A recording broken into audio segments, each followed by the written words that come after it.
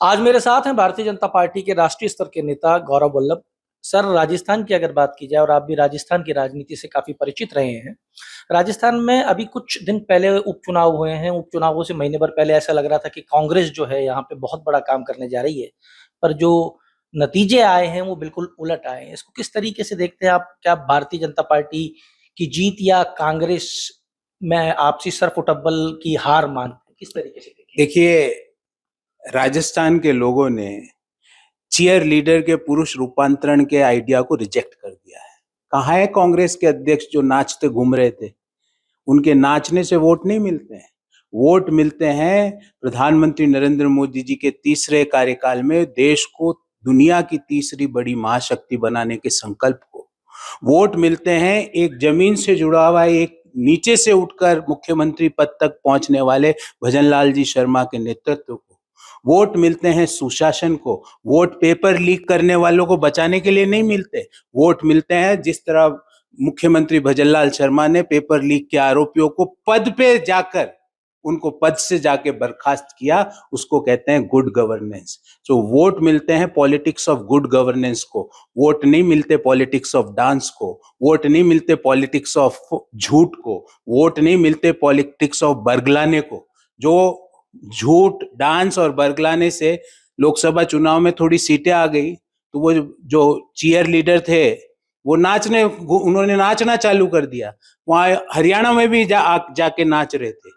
क्या हुआ उनको? अब क्यों नहीं नाच रहे? मुख्यमंत्री जी का हर समय सदन में जाके मजाक उड़ाते थे। अब किस मुंह से जाएंगे वो असेंबली के अंदर? कभी मुख्यमंत्री जी के लिए अपशब्द बोलते थे, पर माननीय मुख्यमंत्री भजनलाल शर्मा ने कभी जवाब नहीं दिया। वो अपने काम करते रहे। तो ये प्रधानमंत्री मोदी जी के विकसित भारत के संकल्प को प्रति राजस्थान के लोगों का वोट है। ये मुख्यमंत्री के गुड गवर्नेंस के प्रति राजस्थान के लोगों का वोट है। ये वोट उन लोगों के मुंह पे तमाचा है जो चीयर लीडर्स के पुरुष रूपांतरण के रूप में पूरे राजस्थान में नाच रहे थे। उनका नाच भी खत्म हो गया, उनका नाच का नतीजा भी खत्म हो गया, और अब कांग्रेस पार्टी का राजस्थान से सफाया की शुरुआत है। उन्होंने हारने के बाद में कहा कि हम सहजता से स्वीकार करते हैं, पर यह सरकार फेल हो गई है भाजपा की। ये तो वही बात हो गई कि मैं आईआईटी में पास हो गया पर आईआईटी का पेपर फेल हो गया। ये कौन सी यही तो इनकी प्रॉब्लम है।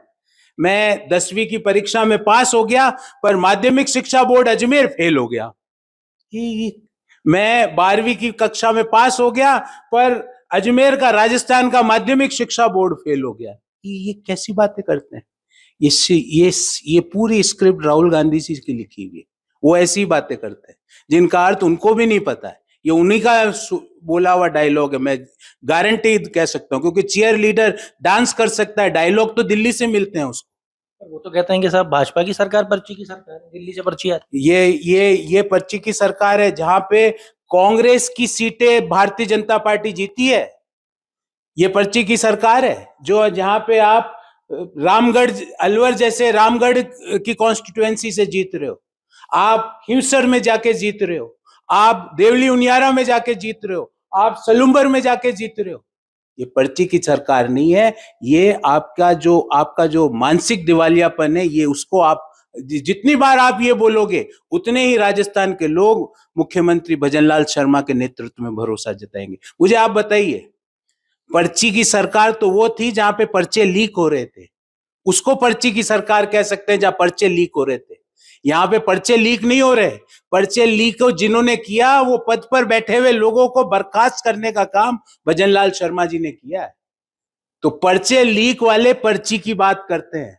हम तो सुशासन की बात करते हैं, राजस्थान को आगे ले जाने की बात करते हैं, राजस्थान को देश के अग्रणी राज्य में शामिल कराने की बात करते हैं, राजस्थान को बीमारू राज्यों की श्रेणी से निकालने की बात करते हैं, राजस्थान में नया निवेश लाने की बात करते हैं, राजस्थान के युवाओं के रोजगार की बात करते हैं, राजस्थान के महिलाओं को सशक्त करने की बात करते हैं।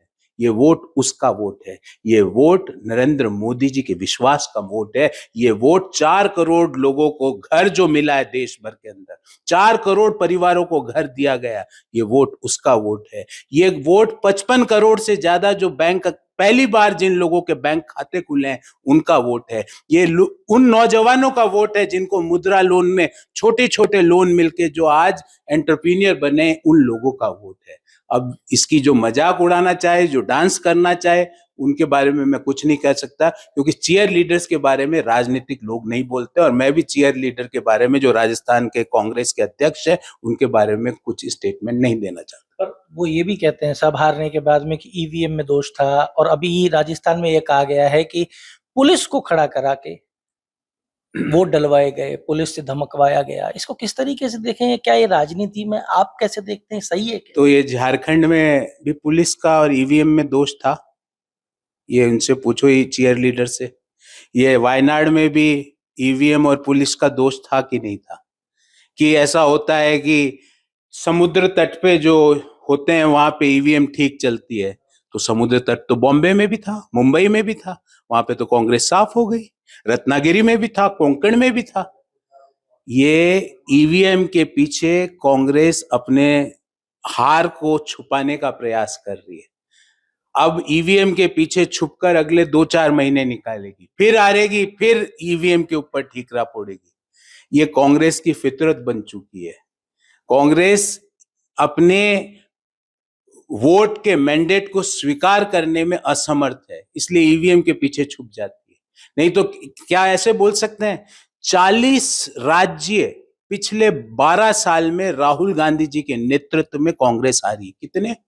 4040। तो वो क्या बोल रहे हैं कि हम हार गए?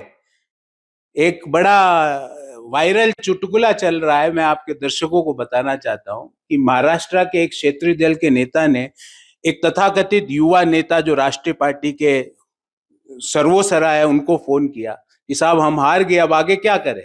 तो राष्ट्रीय पार्टी के नेता ने महाराष्ट्र के क्षेत्रीय दल को नेता को बोला, हमारा तो रोज का है, तुम तुम्हारा देखो। तो ये हालत बन चुकी है। 40 लगातार चुनाव हारी राज्यों में कांग्रेस, और 17 राज्यों में लगातार तीसरी बार भारतीय जनता पार्टी की सरकार बन रही। 17 और उसकी शुरुआत राजस्थान में भी हो चुकी है, मैं आपको विश्वास दिला के कह सकता हूं। तो आप जब हारते हो, लोगों का विश्वास आप पे रहता नहीं, आप ईवीएम के पीछे छुप जाते हो। वो परीक्षार्थी कभी परीक्षा पास नहीं करता जो ये कहता है कि परीक्षा का पेपर ही गलत था। वो परीक्षार्थी फेल होने के बाद पास हो सकता है जो कहता है कि मेरी तैयारी में कमी थी, तो अगली बार शायद उसको नंबर ठीक आए। पर जो कहता है पेपर ही गलत था, तो पेपर गलत नहीं था, आपका दिमाग गलत था, आपको कुछ नहीं आता, आपको लोगों ने अस्वीकार किया। ईवीएम के पीछे छुपना छोड़ो, भारत विरोधी बातें करना छोड़ो, विदेशी धरती पर जाके भारत को बदनाम करने की साजिश छोड़ो, जॉर्ज सोरस के भारत में आकर प्रवक्ता बनने का काम करना छोड़ो, चीन की कम्युनिस्ट पार्टी ऑफ इंडिया के भारत में प्रवक्ता बनने का काम करना छोड़ो, भारत के समर्थन में बात करो, भारत को जोड़ने की बात करो। इसीलिए हम कहते हैं एक हैं तो सेफ हैं और एक हैं तो नेक हैं। सर, अडानी को लेकर राहुल गांधी ने महाराष्ट्र चुनाव से पहले एक पीसी की, उसके अंदर बहुत कुछ बताया, बहुत कुछ कहा गया।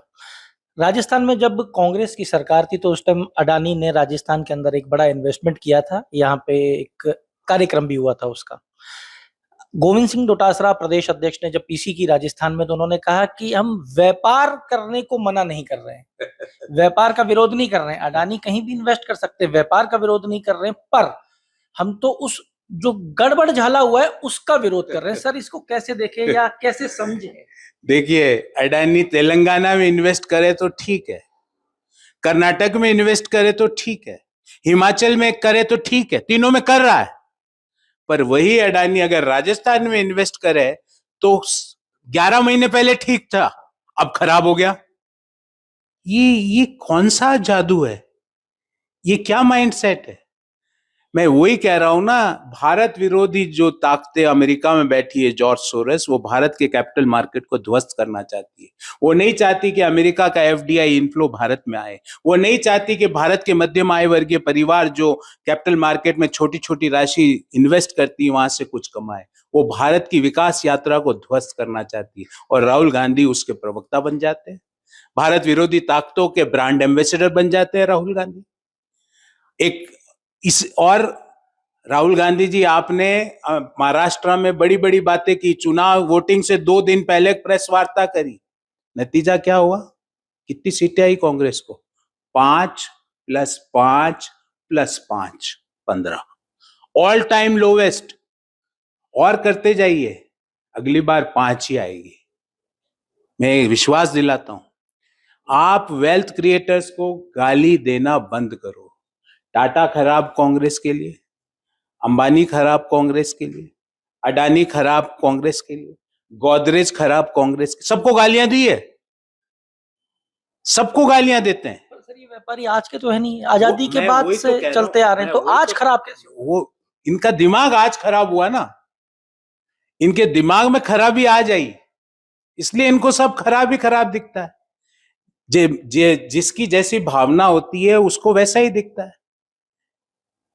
जो कहते हैं ना कि जैसी जिसकी भावना प्रभु की मूरत, उसको वैसी ही दिखती है। तो ये अडानी के विरोध में नहीं है, ये भारत के विरोध में लोग हैं।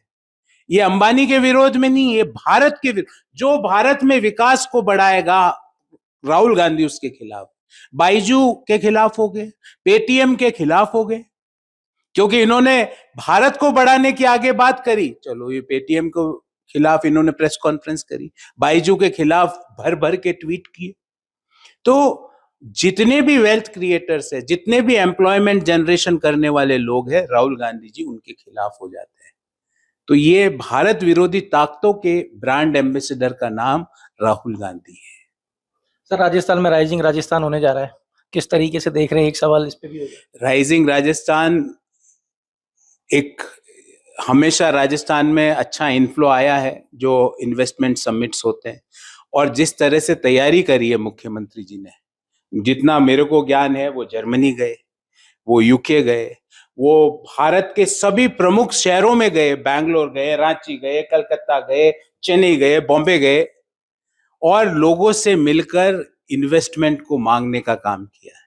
तो मुझे उम्मीद है कि all time highest investment rising Rajasthan में आएगा, और इस इन्वेस्टमेंट से राजस्थान के युवाओं को रोजगार मिलेगा। राजस्थान देश का एक developed model state Bhajanlal Sharma ji के नेतृत्व में जरूर बनेगा। तो आप सुन रहे थे भारतीय जनता पार्टी के वरिष्ठ नेता गौरव वल्लभ को, जिन्होंने कहा कि जाकी रही भावना जैसी प्रभु मूरत देखी तिन तैसी, कांग्रेस के ऊपर इन्होंने बड़े हमले किए हैं। साथ ही राइजिंग राजस्थान के लिए कहा है कि राजस्थान आने वाले समय में देश में डेवलप स्टेट के रूप में उभर के आ रहा है। यहाँ का युवा पूरे देश में जाके अपना नाम करेगा। अगर आप ये वीडियो YouTube पर देख रहे हैं तो हमारे चैनल को सब्सक्राइब करें और बेल आइकन को दबाना ना भूलें। अगर आप Facebook पर ये वीडियो देख रहे हैं तो हमारे पेज को लाइक करें।